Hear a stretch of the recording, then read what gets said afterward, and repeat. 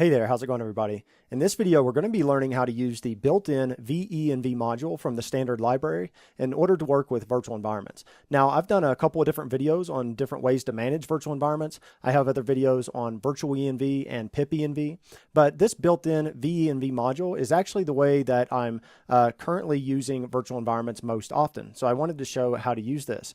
Also, my virtual ENV video is getting pretty old at this point, and when I made that video, I only showed how to use virtual ENV on Mac and Linux. This time around, I'm going to be making videos for Windows and Mac and Linux. So for this video, we're going to be learning how to use this on Mac and Linux, but if you're on Windows, then I'll be sure to leave a link to that video in the description section below. Okay, so with that said, let's go ahead and get started. Okay, so first of all, why would we use a virtual environment?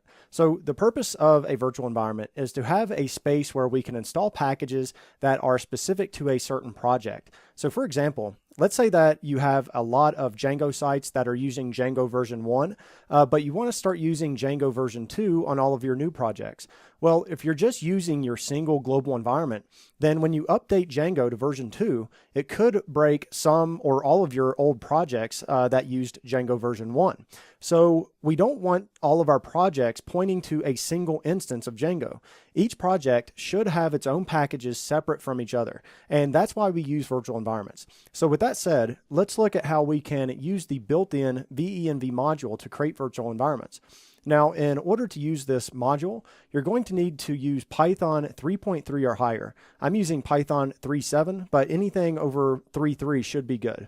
Now, I have my terminal open here on my desktop, so let's create a new virtual environment to see what this looks like. Actually, I'm in my home folder, so instead, let me navigate to my desktop. Okay. Now, unlike virtual ENV or pip ENV, you don't need to install anything to use this. It already comes with the Python standard library. Now, first, let me do a pip list to show you what modules I have installed with my system installation of Python. So if I do pip3 list, now I did a pip3 list there. Sometimes when you install Python, Python and pip might get installed as Python 3 and pip3 when you install Python 3. You can set that up with aliases to use Python and pip without the 3 if you want, but I have it as pip3 on my system. But when we actually activate these virtual environments, then we're just going to use Python and pip. So I know that can be a little confusing, but that's another difference between the global installation of Python and the virtual environment of Python. Okay, so I did a pip list there, and we can see that we have a lot of packages installed, and this is all installed on my system installation of Python. So now let's create a new virtual environment. So to create a new virtual environment, I'm going to clear my screen. I'm just going to say Python 3-m VENV, and now the name of my virtual environment. I'll just call this project_env. So when you run a -m and then specify a module like we did here, Python will search your sys.path and execute that module as the main module. So this VENV module expects the environment name that you want to create, and then it will go out and create all of that for you. So now we should have a new environment on our desktop called Project ENV. So if I do an ls, then I've got a lot of other stuff here from some other videos, but we can see here I have a project_env. So now let's activate that virtual environment. So to activate the virtual environment, we can simply say source, and then the name of the environment, ours was project_env, then bin, then activate. So I'm going to run that. And we can tell that our environment is activated because you'll likely see the environment name in parentheses in your terminal. Now, another way that you can tell that your environment is activated is by running which Python. And if we run which Python, we can see that the Python that we're using is within that project env bin directory. Now, the version of Python that it's going to use in this environment is going to be the same version of Python that you used to create the environment. So since I used Python 3.7 to create the environment, then this environment is going to use Python 3.7 also. Now, if you need to use a different version of Python, then you will actually need to use something like virtual ENV instead. But honestly, I don't really have the need all that much anymore to use Python 2 or even a lower version of Python 3. So that restriction there is something that I really haven't even noticed. So now that we're within this environment, now let me clear the screen. Let's do a pip list from within this environment. So now we can see that all we have installed is pip and setup tools. So if you install some packages here, then they will only be installed for this environment. So let's say that our project requires the request library and PyTZ. So I can install those by saying pip install requests. So we'll install that one first, and then I will clear the screen.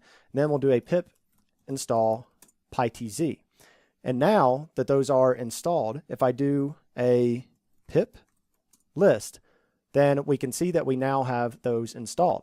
And any of these additional packages that were installed are just dependencies of one of the other packages that we installed. Now, if you ever want to export the packages that you're using for a specific environment, the way that we do this in Python is with a requirements.txt file. Now, this will allow someone else to create an environment and use your requirements.txt file to install all of the same packages and dependencies that you're using. Not only that, but it will install the same versions of those packages as well. So to do that, we can use the pip freeze command. So if I clear my screen here and run pip freeze, and that's similar to pip list, but it's going to give us the packages in the correct format for a requirements.txt file.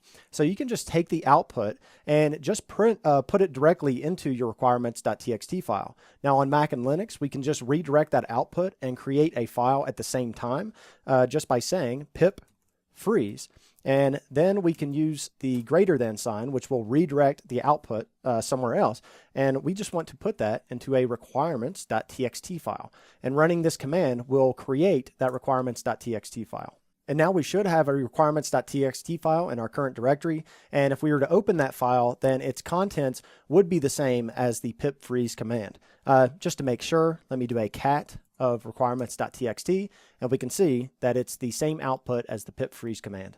Okay, so now let's see how to deactivate our environment. So to do that, it's just as simple as typing deactivate. And when we run that, we can see that we no longer have the environment in our prompt. And if you want to delete that environment altogether, then it's as simple as just deleting that directory for that environment. So to delete the directory for that environment, I could say rm-rf project env. And if I run that, then that environment will be deleted.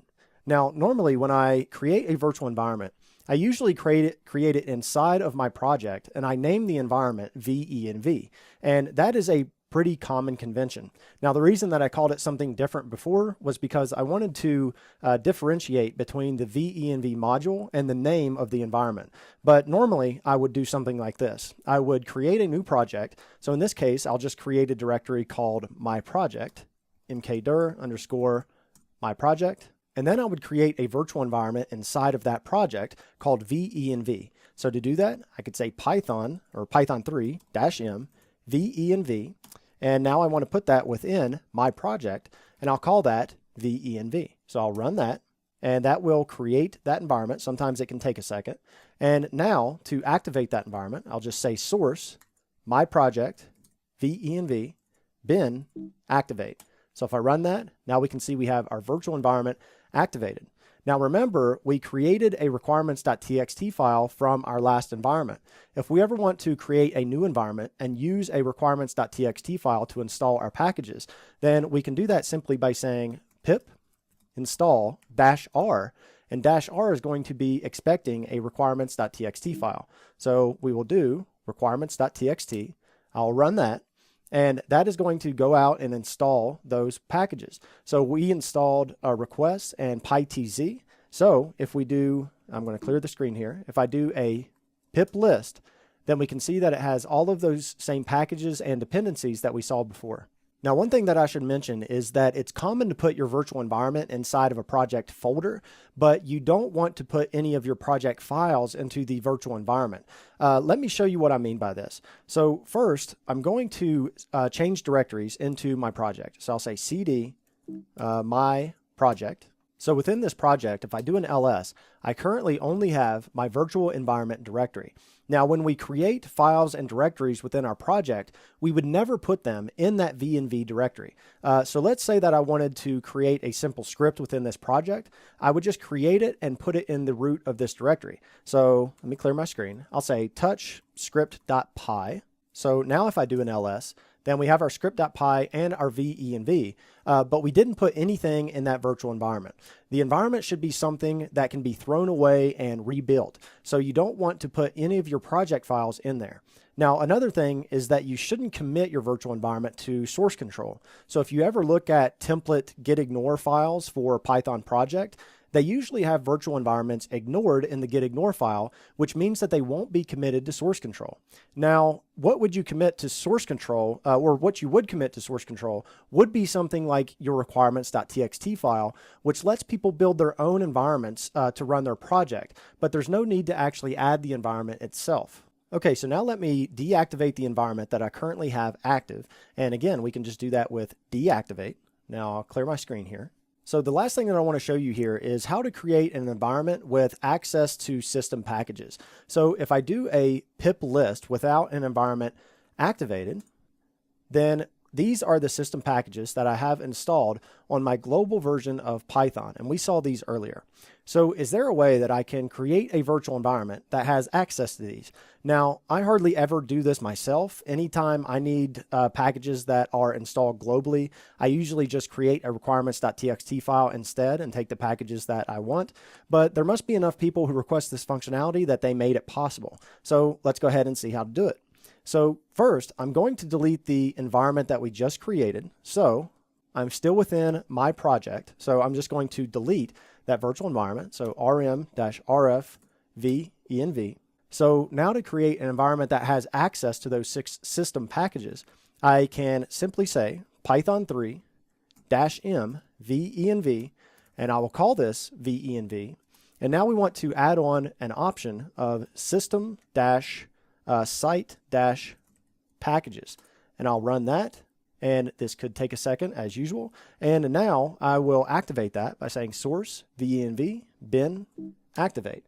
So now that's activated. And if I do a pip list, then we can see that we have all of those same packages that were on our global installation of Python. Now, the difference here is that the additional packages that we install in this environment still won't affect the systems packages. So for example, let's see what packages I don't have in my global Python. So it doesn't look like I have like Flask. Flask isn't in my global Python. So let's install that. So I'll say pip install Flask, and it's going to go out and grab all of those. Now, that will only be installed in our virtual environment, and it's possible to only list the packages that we've installed in this environment as well. And we can do that by saying pip list -- local. So if I run that, you can see that here we only have Flask and the other dependencies that were installed with Flask. And that works with pip freeze as well. So if we ran pip freeze -- local, then it would only have the packages that we installed in this specific environment. Now, if I do a deactivate and now do a pip list, if I look for those Flask packages that I installed in that virtual environment, then those aren't there. So it did only install those in that virtual environment. Okay, so I think that's going to do it for this video. It was a pretty short one, but hopefully now you have a pretty good idea for how you can use this built-in VENV module to create and manage your own virtual environments. Now, this is personally what I've been using most lately. It doesn't have as many bells and whistles as virtual env or pipenv, but I just find it really simple to use. So it's great for what I need 99.9% of the time. So if anyone has any questions about what we covered in this video, then feel free to ask in the comment section below, and I'll do my best to answer those. And if you enjoy these tutorials and would like to support them, then there are several ways you can do that. The easiest way is to simply like the video and give it a thumbs up. And also, it's a huge help to share these videos with anyone who you think would find them useful. And if you have the means, you can contribute through Patreon, and there's a link to that page in the description section below. Be sure to subscribe for future videos, and thank you all for watching.